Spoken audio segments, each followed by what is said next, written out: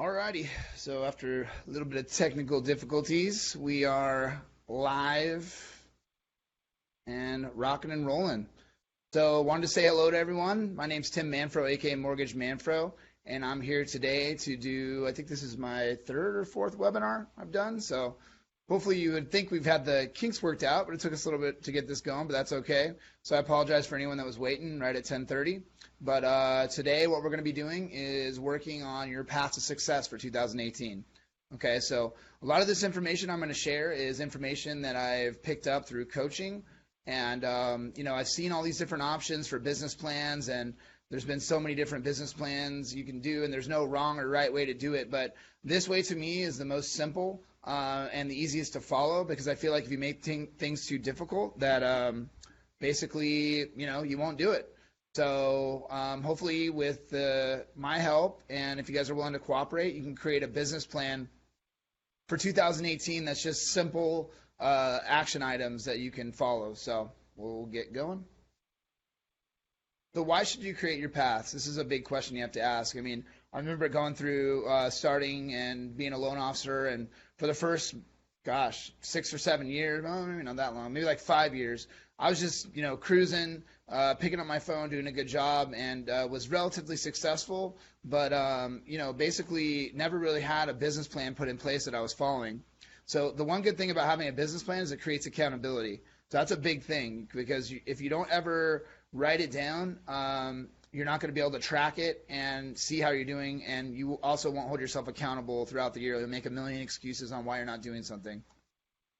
Create clear action steps. This is where I think the business plan I'm going to help you guys set up is a little bit different. It's just clear items that you're going to get done in 2018, and it's going to help you succeed.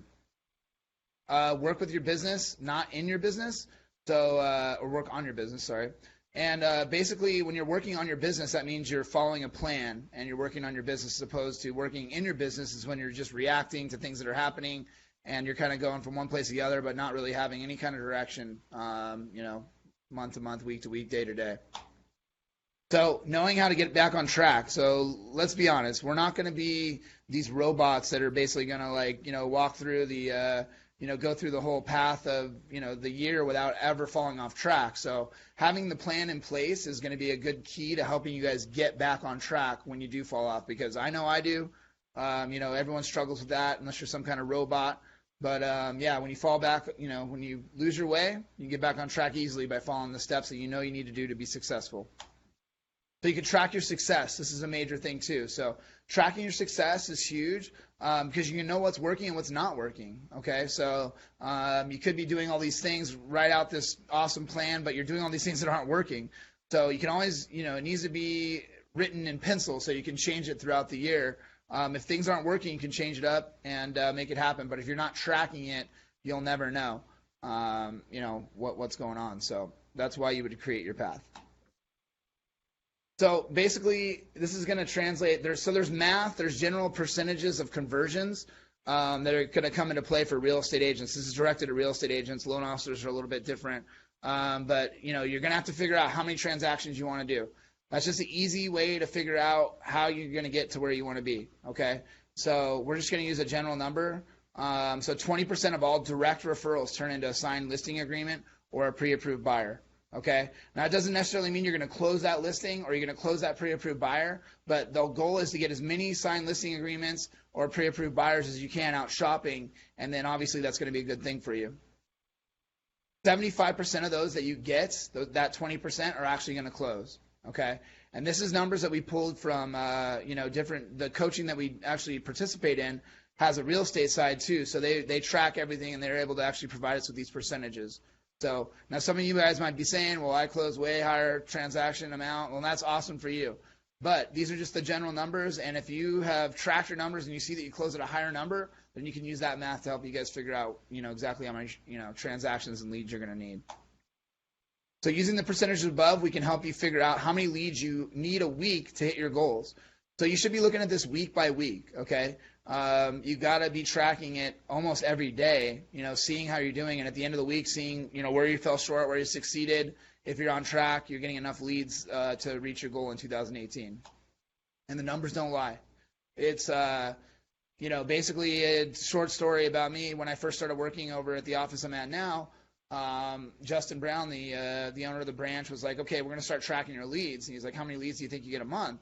I was like, oh, I probably get about 50 leads a month, right? And he's like, you really think 50? I'm like, yeah, 50. So once we started tracking them for the first month, at the end of the month, I think I had like maybe 23 leads or something. So I was like less than half of the leads I really thought I was getting. I thought I was getting 50. I was less than half of that. And until you track it, you're not going to know where you're at. And you may talk yourself into believing you're getting all these leads, but in reality, the direct referral leads, they're hard to come by. So if you want to close 50, let's just use 50 transactions, and I'd be happy. Well, it actually says 2016 there. There you go. If you want us to close 50 transactions in 2018, let's just imagine there's an 8 right there. Here's how the math works. So 50 transactions, you're going to take 75% of that number, which are 0.75, which is 67 signed listing agreements or pre-approved buyers. Okay, so that's your goal. You need to get to 67 because not everyone's going to work out. There's a certain percentage of them that aren't. So you need to get to 67. If a higher percentage works out, then you're going to close more than 50. But this is just using the percentages that we've seen. So how many leads will you need to get there? Okay. So 67 signed listing agreements and pre-approved buyers means, divided by 0.20 means you need 335 direct referrals. Now this seems like a huge amount, right? But we're going to break it down for you guys and show you what you could do. And, obviously if you're looking to close less than 50, we could adjust those numbers.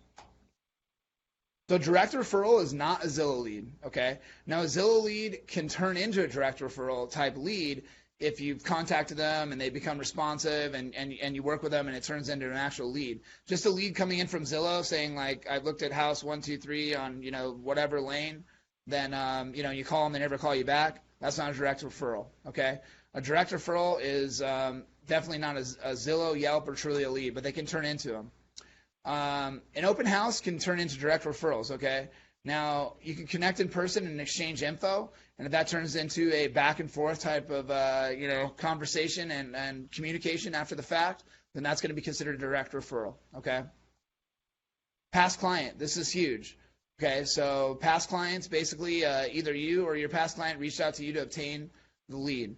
So we'll talk more about what you should be doing with your past clients in a little bit further in the presentation, but if you're connecting with a past client, then that's going to be most likely turn into a direct referral. Current client. So when you have clients in escrow, you're working with clients, even if you're just out showing them properties, you should be asking for referrals because those definitely could be turning into something that would be considered a direct referral. And referral partner. So accountant, attorney, builder, lender, anyone that you're working with as a partner that you may be sending leads to could be sending leads to you too. So those coming from them would usually be considered a direct referral because they've already kind of been in conversations and know who they're getting referred to, okay?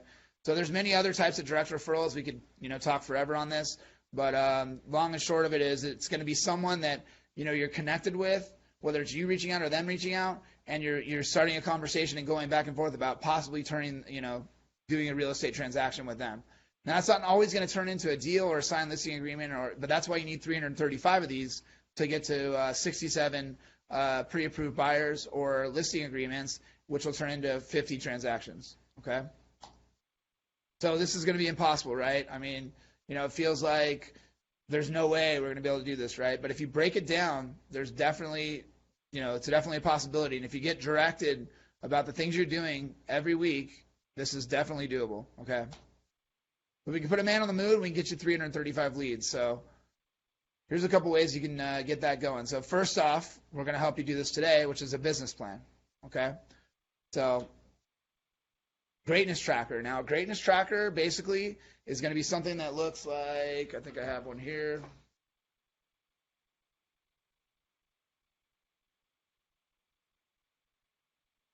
It looks like this here, which you guys probably aren't going to be seeing because I think I'm small on the screen. But basically, it's going to break down the things that you're doing every single week. So I can't remember if we talk about this later in the presentation, but I'll go over it briefly right now. We could dive into it deeper.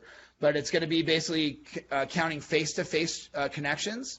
That's going to be meeting with someone, even if it's for just with 5 minutes, popping in, saying hello, Breaking breads, that's going to be if you ever are going to be connecting with someone and actually eating with them in some way, shape, or form. That could be coffee or actually getting lunch, dinner, drinks, anything like that. Great phone calls, okay? So great phone calls are phone calls that you're going to make. You're going to connect with someone, and you're going to chat with them about what's going on. It doesn't necessarily have to be all about business. The fact that you're checking in, like we'll talk about later about checking in with your past clients, you could just be checking in to see how things are going, okay? But that could turn into real estate transactions in the future. It helps you stay top of mind with those people. Events, so participating or throwing events. Hours prospected, so you need to, all these things that we're listing here are going to be considered prospecting. So you got to do a certain amount of hours prospected, and I'll go over that in a second. Thank you cards, how many thank you cards you handwrite a week. How many leads you've obtained and how many deals you've obtained, okay? So every week you should be basically going through this greatness tracker and seeing where you land. So for face-to-face meetings, the goal would be to do 15 a week. For break breads, it would be 5. For great phone calls, it would be 60. And for events, it would be 1 or 2. Hours prospected, you should be doing 21 hours a week. Thank you cards, you should be writing at least 10. And leads, you should be getting... and deals you should be getting. So basically, this is breaking that all down for you. So lead tracker, and if anyone wants a copy of that, I'd be happy to provide it to them. Or greatness tracker. So you need to create a top 50 past client list, okay? Now, if you don't have top 50 past clients, this could just be people that you feel are influencing your life, sphere of influence type people. You don't have to do 50. You could do less. We do top 50 past client lists because that's just the way that we roll. But having a top client list or top sphere of influence list is very important. So we'll talk more about that in the future in the presentation. So lead tracker. Lead tracker is going to be something where you're basically going to track every single one of your leads, and you're going to note where they come from, what the last communication was on it, and whether or not they turned into a deal, a pre-approved buyer, or a listing appointment, okay, or signed listing agreement. So if you don't track them, you're not going to know where they're coming from, what's working, and how many you've gotten in a month. So you have to be tracking those, and we actually have a Google sheet we could send you that you could use for tracking your leads. That's the same type of one that we use. So community events, okay? So you should be either throwing or participating in community events every week. So we'll talk more about what you can do with that. Open houses. So if you don't have deals and you're a real estate agent, you need to be doing open houses. That's going to be a way for you to connect directly with people that are interested in buying a house. Now, there may be looky-loos and all those different things, but if you're standing in a house and someone walks into it that's open and it's for sale, there's a good chance that in the future or soon, near or far, they're going to be buying a house, okay? Or they're interested and they may have a house and they're just curious about maybe selling their house, so which you could help them sell and buy. And happy hours. So throwing happy hours, attending happy hours, we'll talk more about that. And client appreciation events. Okay, that's something that we do twice a year, but people can participate or do their own. And number 1, accountability. So if you don't have someone holding you accountable, then it's going to be tough for you to stay on track, because as humans and as myself, I know I fall off the track every so often. But I need accountability partners to keep me in place, that's me and Justin work together on that. But I'd be happy to be an accountability partner for anyone out there. So if you guys are interested. So creating the business plan. So you should create a list of goals for the year, okay? So just start writing down goals that you have for the year. It could be transactions. It could be a number of things. You need to review this monthly, okay? And actually, I think I have one of my old business plans here. I'll give you guys. I haven't done mine for this year yet, which I'll be doing soon. So just to give you a couple ideas of what's on here, spend 80% of my time marketing and by time blocking my week.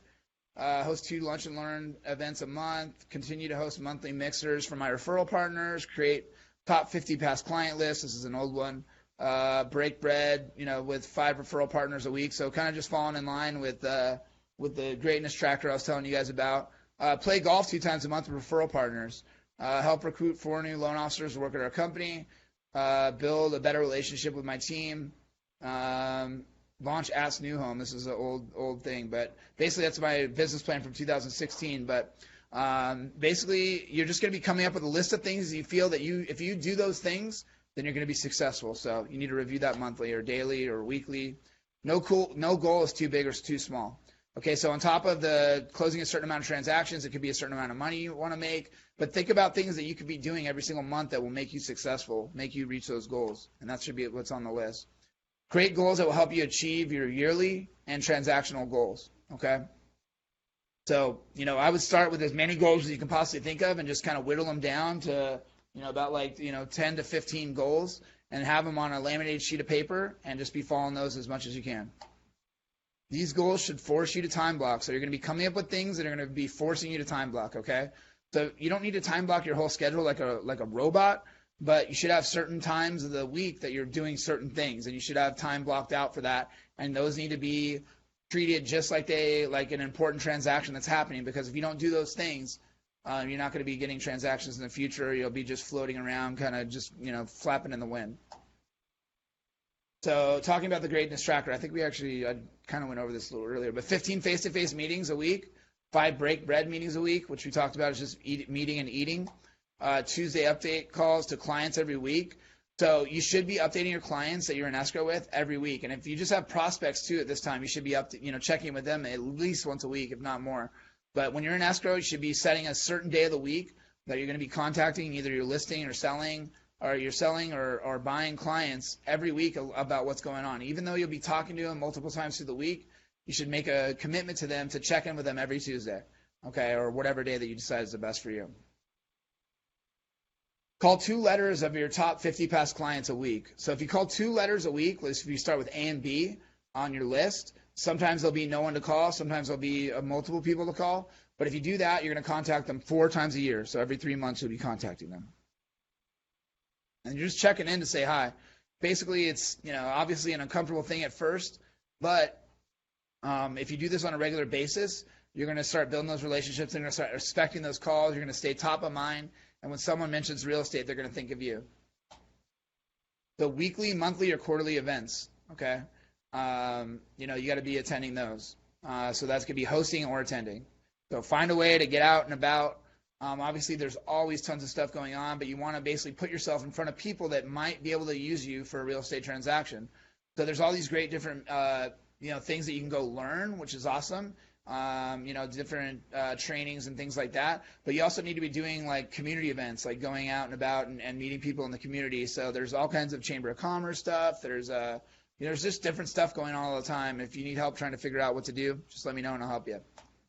Thank you cards. This is a big thing. You should write as many handwritten thank you cards a week as you can. Okay? Because receiving a handwritten thank you card in the mail, they're going to open it, they're going to read it, they're going to put it somewhere for a little while. And definitely include a business card in there, but they're going to think about you, hopefully, the next time that real estate comes up. So top 50 past client list, we're going to walk you through this. So you're going to create a list of your top 50 past clients, okay? Call 2 letters a week, contact each person 4 times a year. We already talked about that, but this is the important thing. Just having the list isn't enough. You have to be reaching out to these people on a regular basis. If you don't have 50 past clients you want to call, include family members or friends to the list to complete 50. Now, 50 may seem like a lot, but honestly, this is the magic number. So if you can create a list of 50 people that you either have worked with in the past or feel that could send you business in the future, you should be checking with them this way. You'll be contacting them 4 times a year. Always be adding and deleting. So people are, well, I got my 50 now. I'm going to just start adding all these people on this list. After you get a couple of months or a year under your belt, you should be able to think of people that maybe you've worked with some clients that are like huge raving fans. And people that you've been calling for a year and don't answer, don't return your calls or whatever, you need to be adjusting that list constantly to having the most opportunity to get referrals sent to you, okay? So lead tracker, we talked a little bit about this already. So never let another lead slip through the cracks. So if you don't write them down, you're going to forget about some of them, I guarantee it. Track your leads on a monthly lead tracker. Code each lead as you make progress. So red's dead, purple is docs are in for us for a pre-approval, green means it turns into a transaction, blue is following up in the future, and you're going to be basically making notes about what the next steps will be on these situations. You can always go back, revert, and look at those in the future, set reminders for those follow-ups and stuff like that. You need to see where they're coming from too, so you need to see if leads are coming from open houses, from referral partners, from just sphere of influence, from your top 50 best client list, from sign calls, from Zillow, from whatever it is, you need to be tracking it and noting it so that way you know where your leads are coming from so you can focus more attention in the future on the areas that are succeeding for you because everyone's different. You need notes on last action. So you can't just have all the leads there and coded and all that stuff without any kind of information. So for us, we put notes on based on what the next step's going to be. So if we're following up in the future, we're going to put, hey, follow up at 12:12. We're going to set a calendar reminder to, remind us that we need to call them at that point.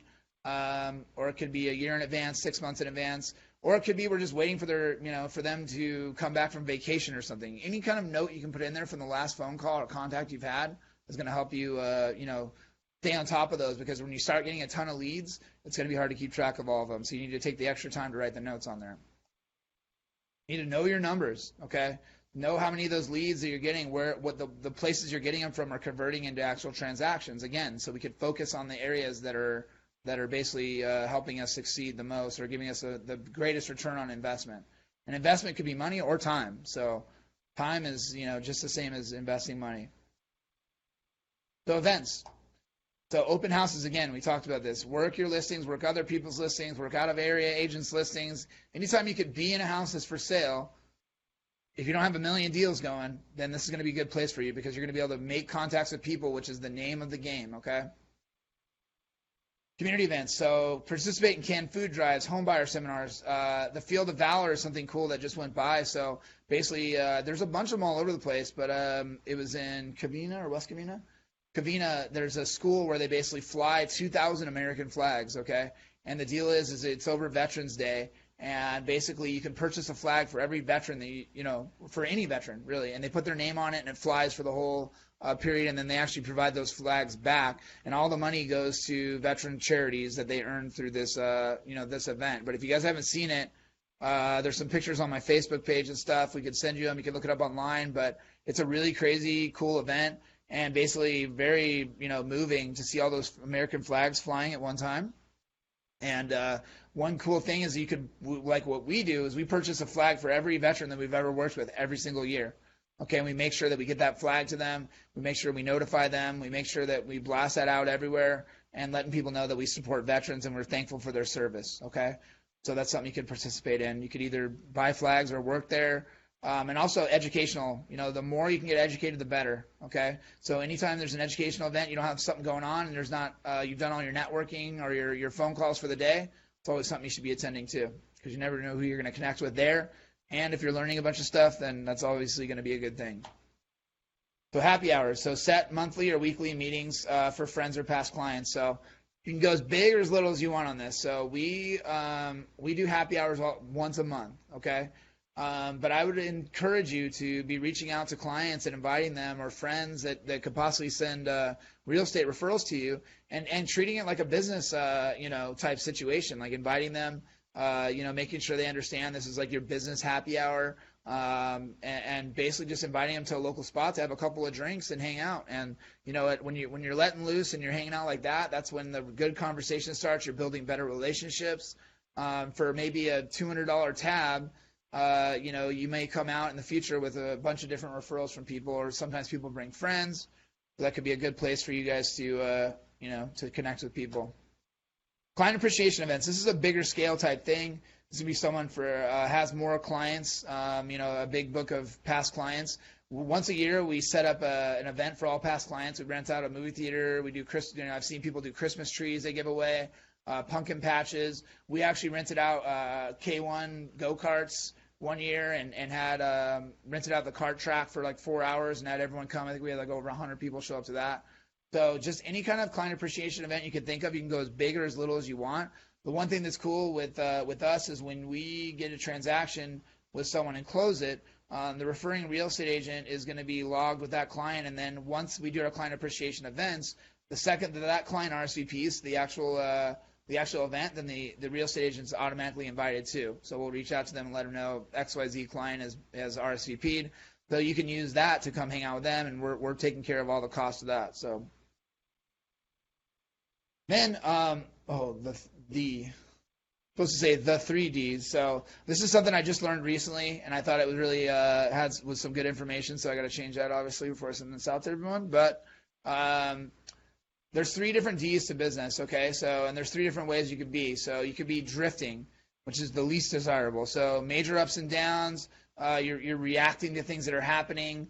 You're not really having any kind of, you're just basically drifting. Anything that happens, you're going to move that direction. And a lot of people actually run their businesses like that, surprisingly. And you could be relatively successful doing that, but you're never really going to get to that next level. So being driven, that's the second D. So you're goal-oriented, you're laser-focused, but you're still reactive. Okay, so you're pushing hard, you're getting to that maybe that next level because you're being goal-oriented, you're being laser-focused on what you're doing, but you're still being reactive. You're not planning ahead. You're just kind of things happen, you're moving one direction to the other. Obviously better than drifting, but and being driven is not a bad thing. But the number one thing that's going to make you guys successful this year is being directed.